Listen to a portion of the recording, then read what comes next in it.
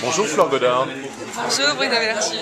Est-ce que tu peux nous parler de ce vin? Alors le Barsac 2006, c'est un sauterne, d'abord toujours sur cette exigence que l'on a à Massero, quel que soit le millésime, à savoir 100% rôti confit. Sur 2006, on avait 12 tris de ramassage, donc un gros travail de sélection, une rigueur extrême sur la maturité. Une vigne évidemment bichonnée, jusqu'au décavaillonnage manuel. Après chaque journée de tri, c'est-à-dire qu'on a un pressoir à cliquet, une espèce de grosse bestiole comme ça en bois qui grince, qui couine, enfin qui chante en fait en même temps qu'on l'actionne. Et c'est une grande barre comme ça qu'on active d'avant en arrière. Donc la première fois on se dit ça va, c'est bon, 4 heures de travail, finalement c'est pas le bout du monde. Et là les gars viennent te dire ok, t'as fini, tu peux recommencer. Et on recommence comme ça 2 fois, donc arrive 5 heures du matin. On presse pendant 40-50 minutes avant d'avoir le premier jus. Et le premier jus, c'est goutte à goutte. Donc on a quelque chose qui rythme un petit peu la cadence.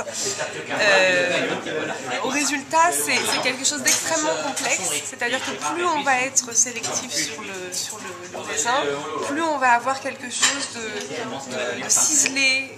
En fait, c'est comme une espèce de cathédrale de dentelle, parce qu'on a des fondations qui sont extrêmement profondes et assises en fait, une très très grosse assise qui contrebalance un très fort taux de sucre.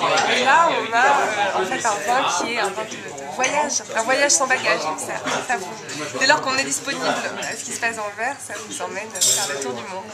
2006, pour parler du millésime, c'est très atypique. On est sur quelque chose de plutôt dentelé, très délicat, pas du tout dans ce côté un peu balourd qu'on me reprochait souvent et en particulier au sauterne. Quoique là on est à Barsac, donc on a quand même une acidité minérale qui relève un petit peu la chose.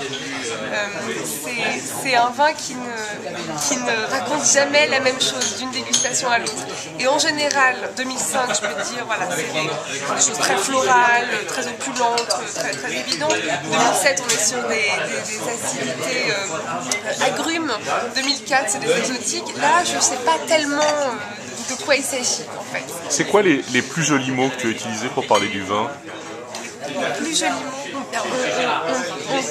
On dit ce que ça nous raconte, on dit ce que ça nous évoque.